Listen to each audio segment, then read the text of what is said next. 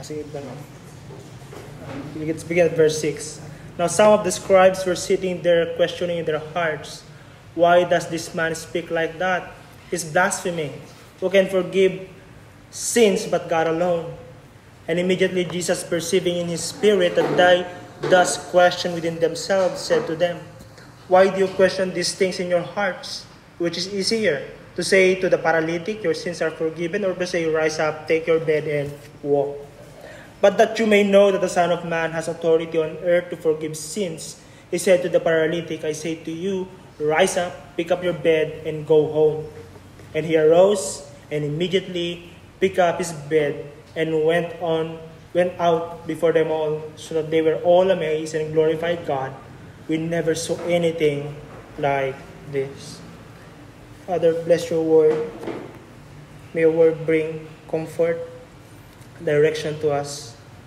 Right now, Panginoon, we live sa society na sobrang polarized, confused sa mga personal matters, confused sa mga matters in terms of faith, confused sa matters concerning sa aming bansa. Lord, direct us. Oh, by your Spirit, we pray that you grant us this isang kaisipan na kay Kristo. Na sa gayon sa pamagitan ng iyong mga salita, yung makita namin ang mga bagay-bagay na dapat namin pagtuunan ng pansin at hindi ang mga bagay-bagay na external.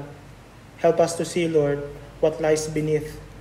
Things na hindi nakikita ng matang natural, kundi ng matang spiritual. Oh, we pray in Jesus' name. Amen. Now, mga kapatid, last Sunday, hindi natin nabanggit yung word na faith. At yung faith dyan na binabanggit na kung saan sinabi ni Jesus Christ, when he saw their faith, ang faith na tinutukoy dyan yung faith ng apat na lalaki. There's the word used there, their faith. And kung makikita nyo sa mga preceding verses, it was the 4 guys na nakita ni Kristo na nagbuhat ng kanilang kaibigang paralitiko. Now in this context, yung faith dyan is something that has to do with confidence and trust patungkol sa napakinggan nila patungkol kay Jesus Christ. You see, maraming nangyayari sa Galilee that time na mga miracles na napapakinggan nila, and obviously yung dahilan kung bakit dinala nila yung kailang kaibigan kay Kristo. So they believe, naging confident sila na totoo ito. And now, ito yung chance ng ating kaibigan. And whatever it takes, kailangan nating madala ang kaibigan natin na paralitiko kay Jesus. Now, what they have in mind about Christ was able to bring them sa sitwasyon na i-break nila yung mga hindrances palapit kay Kristo. Because if they don't truly believe what they've heard about Christ, may mga napakinggan sila kay Kristo, katulad ninyo. You are here because you have heard something about Jesus. And you want to know more about Jesus. Napakinggan nila yon. And there, nung napakinggan nila, they have taken the risk of breaking the roof. Now, we can see there immediately, mga kapatid, that true faith, genuine faith, ang faith na galing mismo sa Holy Spirit, ay faith na nagtitake ng risk. A faith that doesn't take risk is not a worthy faith, or not a saving faith. The genuine faith wrought by the Spirit of God is something that take risks. I don't know, mga kapatid, sa inyo ba, may time ba na nag-take na kayo ng risk because you've heard the Word of God, you've read the Bible, or you've heard the preaching, and you know that's the Word of God, and sabi mo, it doesn't matter. It's the Word of the Lord. Either sinungaling ang Panginoon, or totoo yung mga sinasabi ng kanyang salita. At kung totoo yung sinasabi ng kanyang salita, ang tanging logical at reasonable na dapat kong gawin ay sundin ito. Now, our Lord Jesus Christ saw that faith. Again, Jesus is revealing that the power here, the power for us to be part of kingdom building is not complex, special. Sa devotion namin, Grace, this week, sa buhay ni Hagar, o ni Agar, yung alalay o slave ni Sarai sa Genesis. Sometimes we always look for solution na complex special, maraming pakulo. But in here, it's simple. Ang ginagamit ng Panginoon na instrument sa kanyang kingdom is simple. It's a simplicity of faith. The Bible tells us that our weapons are not carnal but spiritual, says Paul in Corinth. Very napakahalaga nito. Because the people in Corinth, they thought that for them to be special or powerful sa kingdom of God, they need to have the complex gift of speaking tongue na hindi maintindihan, the gift of healing when pag pinatong nila yung kamay nila sa mga taong may sakit ay gagaling agad. But Paul says, no, our weapons are not carnal and complex, but something spiritual and simple. And guys, the trouble with us, tayo ngayon, is you want to complicate things. There must be a secret to be successful in the kingdom of God, to mature in the faith. There must be a secret. These guys, kung nagbabasa kayo ng history, biography ng mga Christian leaders na kilala, inisip nyo, meron sigurong sekreto. But you will see, if you read their biographies, ang tanging sekreto nila ito, prayer, Bible reading, Bible meditation, fellowship with other believers. That's very simple. And yet people will travel from Isabela going to, ano yung next na concert ng Planet Shakers? Sa Mall of Asia ba yun? Sa SMX ata. Somewhere doon. May concert sila eh. They think that's the secret to experience the Spirit of God. They will go to these places at maggagastos ng libo-libo pamasahes and entrance. Now, if you want to go, gusto mo makisaya mga kapatid, go. But the secret is not there. The secret to be part of God's kingdom building or to experience the power of God's kingdom is simple. The spiritual disciplines.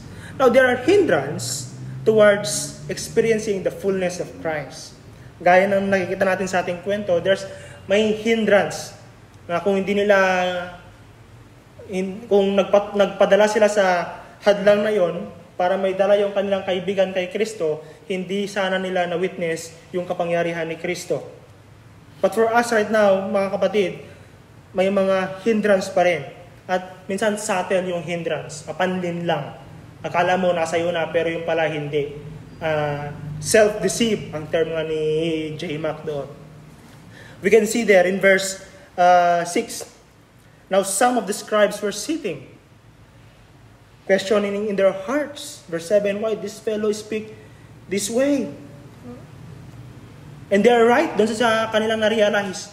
Tama sila sa kanilang sinabi. Yung sinabi nila, hindi ba ang Diyos lamang ang may kapangyarihan na magpatawad ng kasalanan? Tama naman yun. Of course, kung may nagawang kasalanan sa iyong kapamong tao, meron ka ding kakayahan at the Bible commands us to forgive.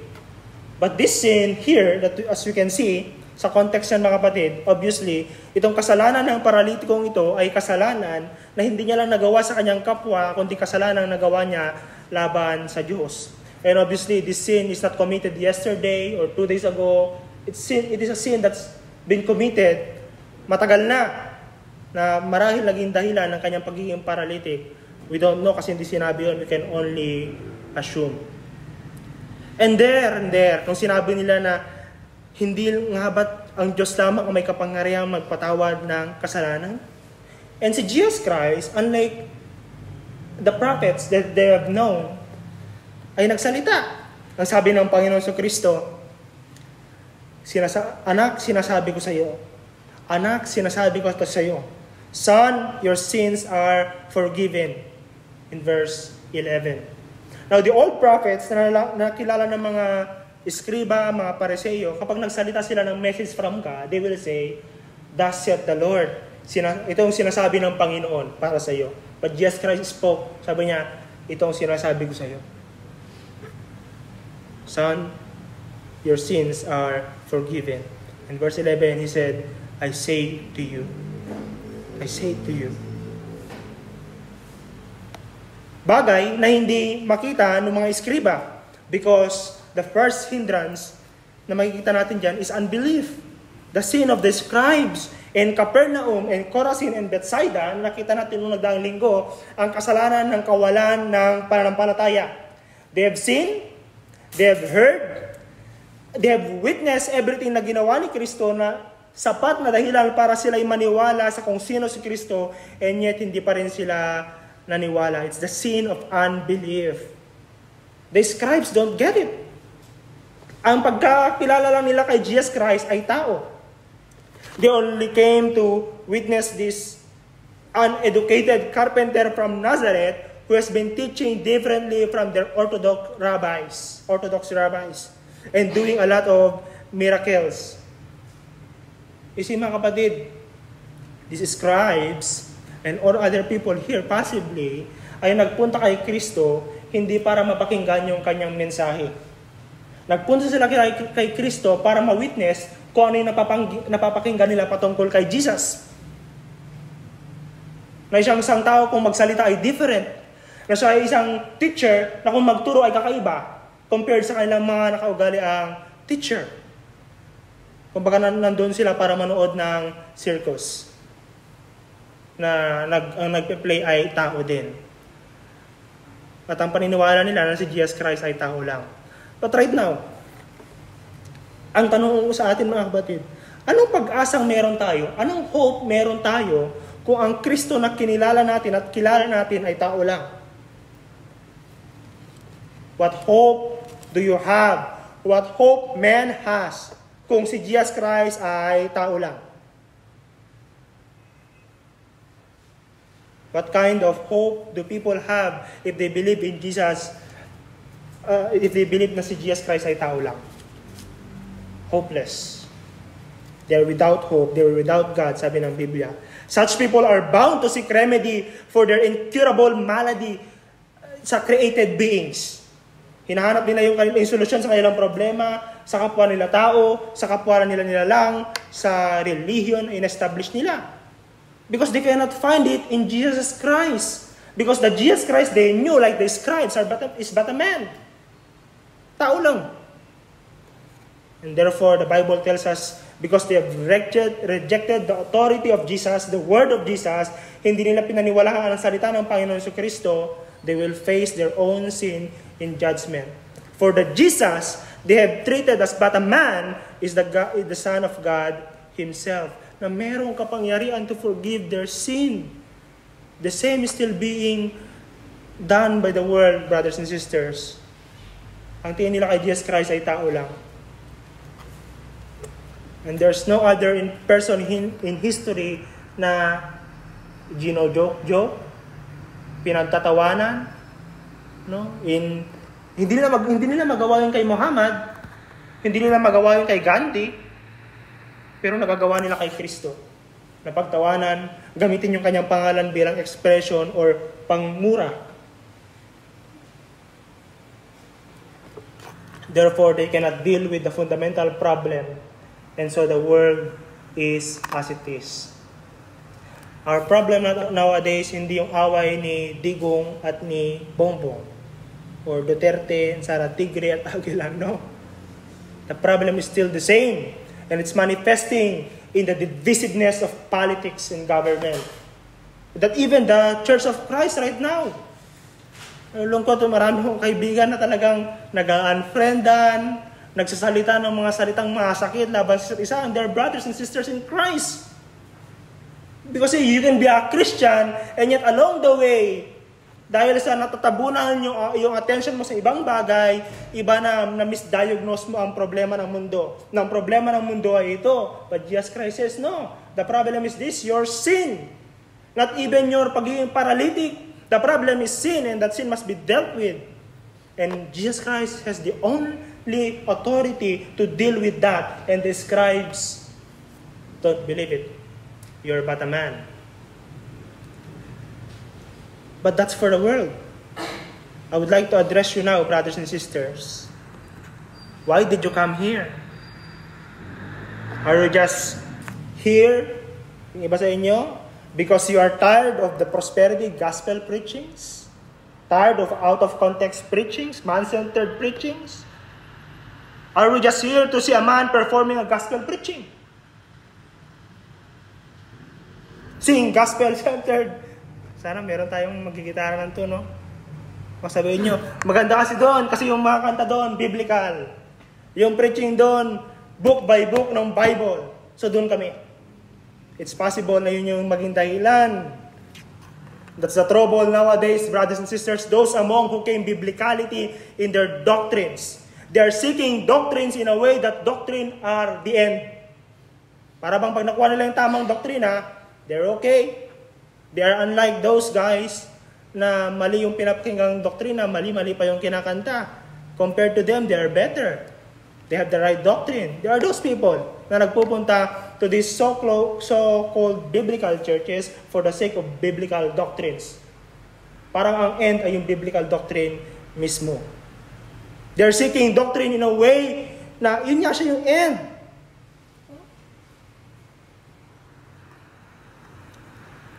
And from the experience of, I know na mga pastor, itong mga ganitong klase ng tao who enter church in order to attend to their prideful intellect, to address their logical intellect, logical thinking, these people have caused trouble in churches. They're not seeking Christ. They're seeking biblical doctrines, fiery preaching. Did you come here recognizing the need for Christ? I say, biblical doctrines is necessary. But if you end there, hindi mo nagagamit yung tamang doctrine kung saan dapat ka pumunta. Because it must bring you near to Christ. It must give you the reality of Christ in your life. Doctrines. Would you be able to say, like those disciples, na sabi nila, Sir, we would like to see Christ. Have you come here? Like siya sabi, na pag pupunta kayo ng simbahan, there must be that expectation in you. We will meet the Lord. You've been meeting with the Lord in your personal quiet time, in your devotion, I assume. But in here, every Sunday, once a week, we meet here. Anong dahilan? Ba't kayo nagpunta? I pray, brothers and sisters, na on top of all other reasons, you may have all other reasons now to meet with others. Maganda naman yung fellowship with other believers, that's good. But on top of lahat ng yon, the desire dapat ng isang Kristiyano is to meet Christ, to see Christ in the preaching of the Word, so that you guys will be able to love Christ more, to know Christ more, and to obey His words. Or are you struggling about the sin of the past? Does the sin of the past cripple you? Do you desire an inner freedom to know and glorify and enjoy God forever? Have you sought God with all your strength that you have to hear Him speak the words, Child, your sins are forgiven? The sin na nagtotrouble sa'yo, the sin na binabalik sa alala mo, seek God until you hear those precious words, Son, your sins are forgiven. Now, mga kapatid, some of you have traveled far just to be here. Have you come not just to fellowship with the brethren, but actually to draw near to Jesus and hear Him speak to you these words or His words? Son, your sins are forgiven.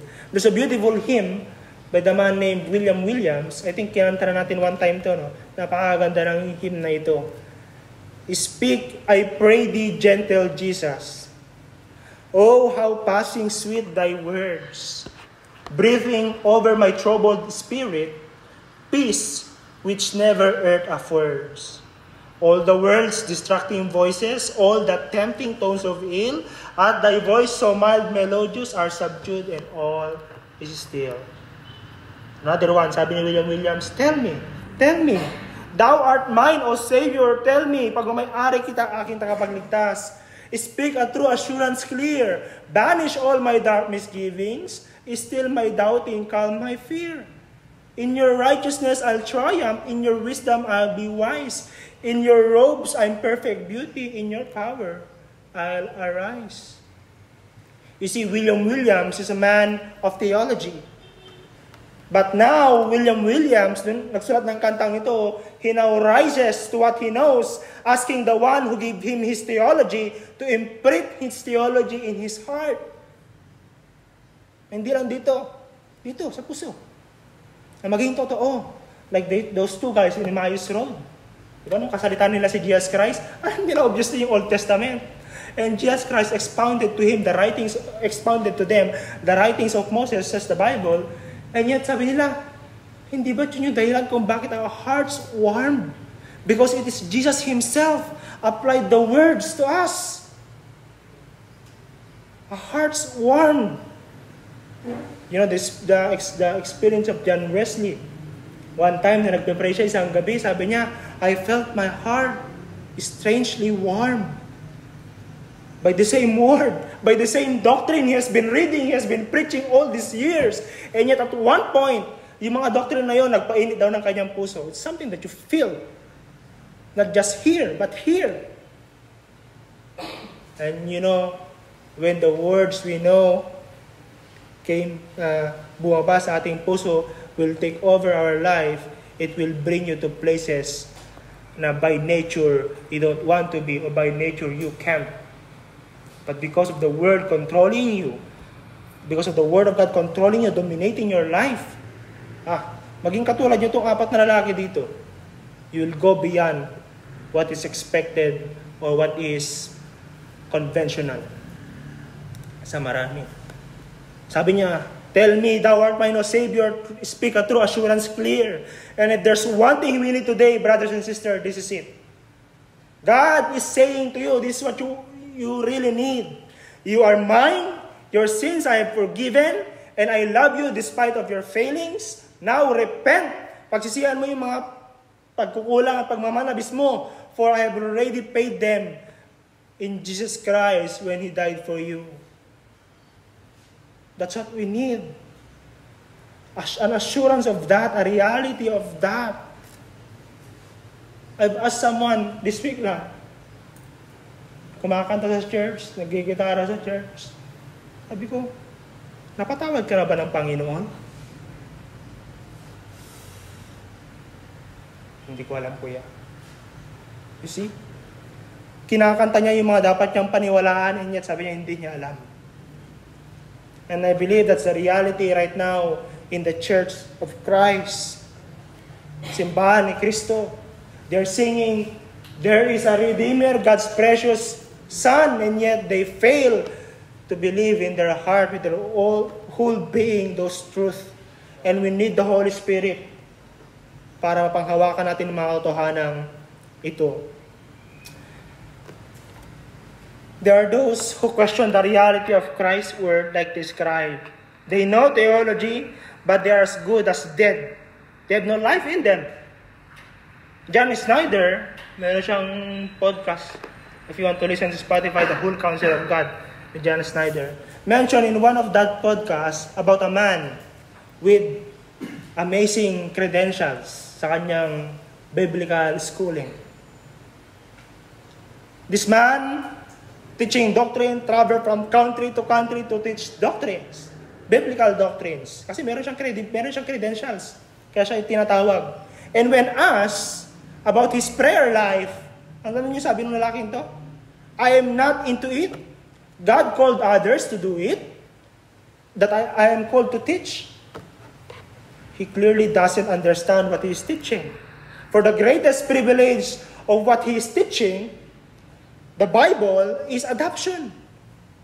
Imagine mga kapatid, you rebels, you people who are doing things against the will of God, you are enemy of God. And right now, because of your faith in Christ, the Bible declares you are a child of God.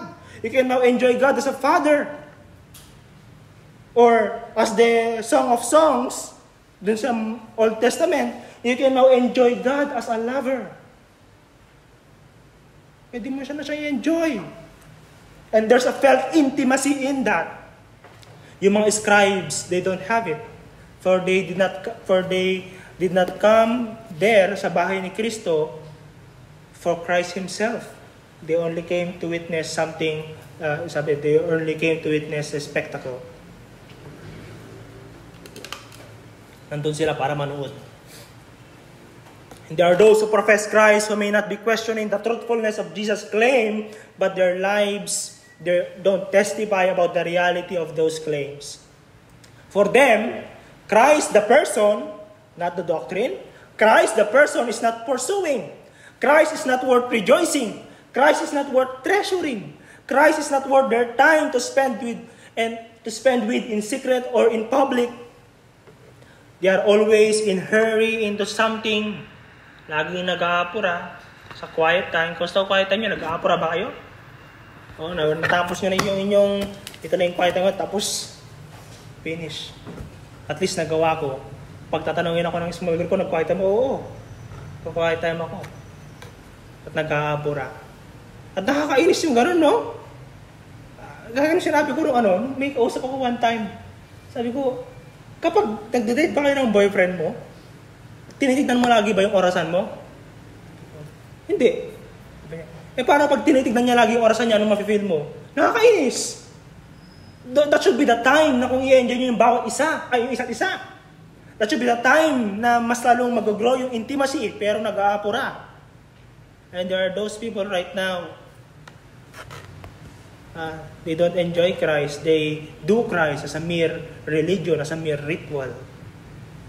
These four guys who have heard and believed and decided that Jesus is worth risking, but unlike the scribes, itong mga escriba nito ay murmuring. Itong mga taong ito ngayon sa generation natin, sila nagsasabi na, baka hindi naman talaga yun yung sinasabi ni Lord. Baka hindi naman talaga yung pangako niya. Well, brothers and sisters, let me read more words from the Lord Himself so that you will rise above those questions and begin running and pursuing Christ. Let me read this word to you. John chapter 4, verse 13 to 14. Jesus said to her, "Everyone who drinks of this water will be thirsty again. But whoever drinks of the water that I will give him will never thirsty again. The water that I will give him will become in him a spring of water welling up to eternal life." Are you thirsty? Do you long for Jesus? And here's Jesus promising a kind of water that when you take that water by faith, there's this kind of inner satisfaction that make you longs for more. Paradox yun, no? But that's it. When you taste of God is the living water Himself, you are satisfied, but your satisfaction makes you want for more. Another in John chapter 7, verse 37 to 38, on the last day of the feast, the great day, Jesus stood up and cried out, "If anyone thirsts, let him come to me and drink. Whoever believes in me, as the scripture has said, out of his heart will flow rivers of living water." Living water, not dead and boring water, but living water. John chapter 6, verse 35, Jesus said to them, "I am the bread of life. Whoever comes to me shall not hunger, and whoever believes in me shall never thirst." Another 11:25, the same book, John, "I am the resurrection and the life. Whoever believes in me, though he die, yet he shall live." And in John chapter 14, verse 6, you know this, "I am the way, the truth, and the life. No one comes to the Father except through me." The tragedy of the scribes is that they were there listening the same words, but they have refused and questioned what should have been taken to believe. What should have been taken to believe in, no? And therefore failed to have what they truly need. That's a tragedy. And that's a tragedy right now to those who say they have the right doctrine. They have the letters, the Bible. Is that they have let the letters to just please their literate minds and not believe it enough to take over their whole lives. Oh mga kapatid, what you hear here, dito sa pulpitong ito, and even sa ating discussion and singing, may those words that you hear lead you more to lead you to truly having Christ in your life. Ang hirap kasi, Pag ang mga bagay-bagay naging usual na, lagi napapakinggan, the sovereignty of God, doctrines of grace, I am saved by grace. Parang wala lang. Parang pakalat-kalat lang dyan, parang bato. Pakalat-kalat. It's natural. But for the Christian, it should not be that way. It should be a treasure. It should lead them to a greater and greater knowledge of God Himself. A greater of enjoyment of God Himself. So that when others look at your life,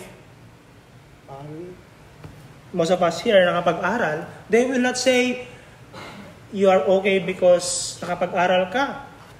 They will say, this man or woman is obviously okay, have his face glowing, not because of salary, nagsweldo ng quincenas or 14, but because of Jesus Christ Himself. Yung dating pastor daw ni Grace, nung namatay, Pastor Banat? Pastor Mangada. Sabi ng mga anak niya, wala nang binanggit kahit may sakit, kahit nung may sakit siya. Jesus na ng Jesus. At naririndi yung bayaw niya na hindi pa Kristiyano that time. Kasi wala na daw binanggit kundi Jesus. And yet yung bayaw niya, Kristiyano ngayon. Pero si Pastor Danny, patay na siya. Obviously, he loves Jesus, he longs for Jesus, and that's the Christian.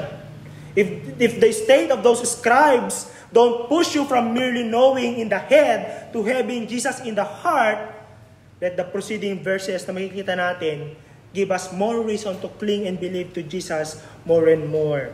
Makita natin yan, mga kapatid, sa mga susunod kung saan sinabi ni Jesus Christ, which is easier to say to the paralytic, your sins are forgiven, or stand up and take your mat and walk, in the preceding verses. Because makikita natin doon that yung mga salita ni Jesus Christ has given them more reason that His words are true.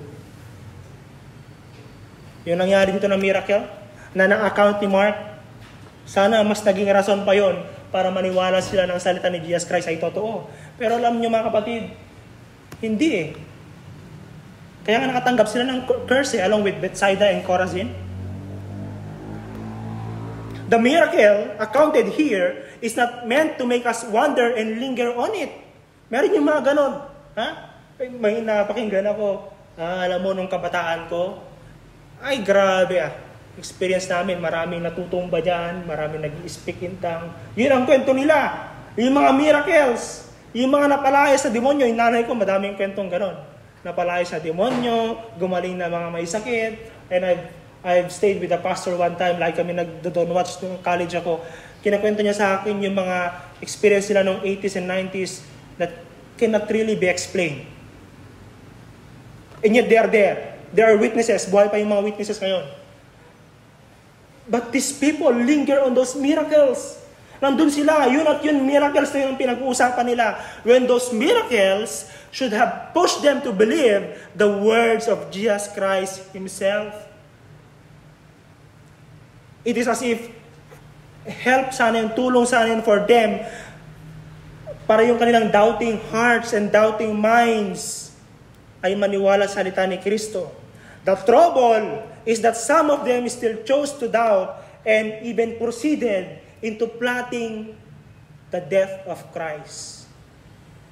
Grabe, no? Ancient narrative of Christian experiences leads us or must lead us to the realities we have in Christ. Ano ibig sabihin ng mga kapatid? That there are accounts of those men who have taken what they believe to heart and have let the doctrines they know to bring them to greater heights of the knowledge of Jesus. And yet, there are men who have been knowledgeable of the letter but fail to understand and have what these men of the past have experienced. Hindi na na-experience yung mga experience of men in the past. They resulted to calling them mystics. You know, si A.W. Tozer, pinaparatang mystic. Kasi nga, nagbabasa talaga siya ng mystic. Kay Julian of Norwich, kay Father Faber, binabasa niya yon. And with Martin Lloyd-Jones and Tozer, nagkaroon sila ng pag-uusap. One time. Tapos, umalis na sila, naghiwalay na. Tinanong nila si Lloyd-Jones. sabi ni Lloyd Jones, it is amazing because Tozer have taken a different route. Tinake niya yung mga mystic na talaga, binasa niya. And yet he ended the same goal that we want. And a reality of Jesus and God in our lives. These people right now, they have chosen to be satisfied with just having the right doctrine and have failed to know that their doctrine teach us about what? About a person. The doctrine that we learn here teaches us about a person. Hindi display si Jesus Christ. Jesus Christ is a person. The Holy Spirit is a person. God the Father is a person. And again, I would like to use this illustration. Wouldn't it be laughing stock yung katatawanan ba sa inyo? Kung nandyan si Grace at ini-enjoy ko yung sing-sing ko. Tapos sabi ni Grace, halika na, kain na tayo. No, manahimik ka dyan. I'm enjoying the read. Makinang, bilog, mahal, mahal ng gold. But he's just there. This ring should point me to enjoying more and more of her. And yet, mga kapatid, yun ang nangyayari. There are people who are rather enjoying the doctor of the souls. They're enjoying the doctrine, the music and melody, rather than sweet fellowship with their Lord. I want to read to you some written sa biography ni Edwards. Jonathan Edwards is one of the brightest minds ever existed in the U.S. A philosopher, a theologian, and a pastor, educator. Educator din siya. Sabi niya, the excellence of Christ and the beauty of His holiness were wonderfully clear to me, and I saw that I had nothing to trust but His mercy. Another, I had an inward, sweet sense of the glory of the person of Christ as mediator between God and man. As you see, the doctrine of Christ being mediator, and His wonderful, great, and excellent to love to His people, and His meekness and loveliness of heart. Last one, I felt my heart so moved that I could not refrain from weeping. My soul was drawn out into a longing after Him. Obviously, Edwards, with his colossal intellect, rise above what he knows to knowing the person himself. And I want you, mga kapatid, to go there. I hope we learn more and more doctrine here. So saan tayo mag-stay doon? If you want, sa may Psalm chapter 63, verse 1 to 3, si David naman, O God, you are my God. Earnestly I seek you. My soul thirsts for you. My flesh faints for you, as in a dry and weary land where there is no water.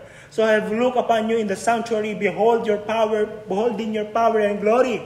And listen to this.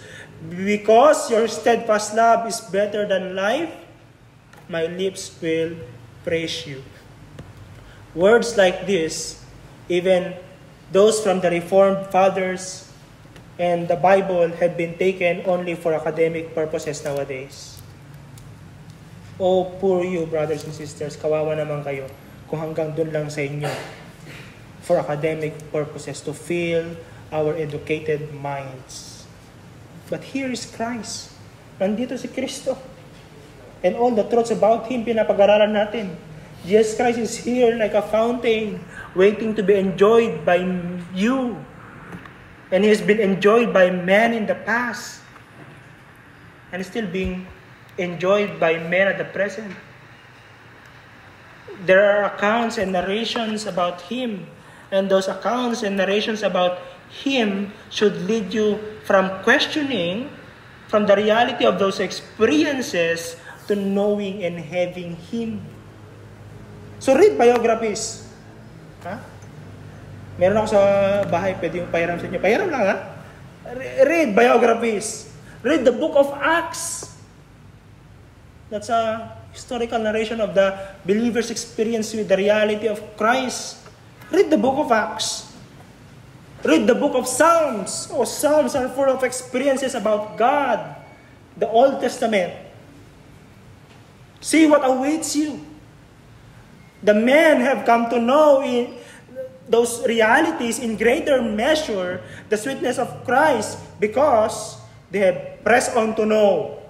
Another, I would use the word na ginamit natin last Sunday, they forced their way to Jesus. But enough, I think, for you, brothers and sisters, addressing you that way. I would like to address now yung mga unbeliever na nandito. Kahit ko konti lang tayo, I would like to assume na meron pa rin unbeliever.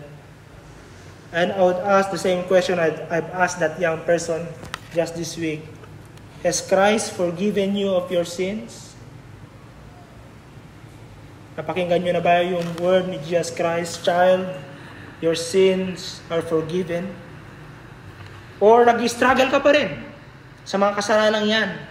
That though, kung ngayon haharap ka sa judgment seat of Christ, sabihin mo, I'm not sure, Lord. But those unbeliever na nandito, look around you, kukunti lang tayo. Ang mga ilan na nandito ay dating mga paralitiko. Yung ilang mga nandito ay dating mga hopeless people din. But not until the word of Christ has been made known to them. Child, your sins are forgiven. Don't you like to hear the same words? If you long to hear those words from Jesus, then come to Him now. Lumapit ka kay Kristo.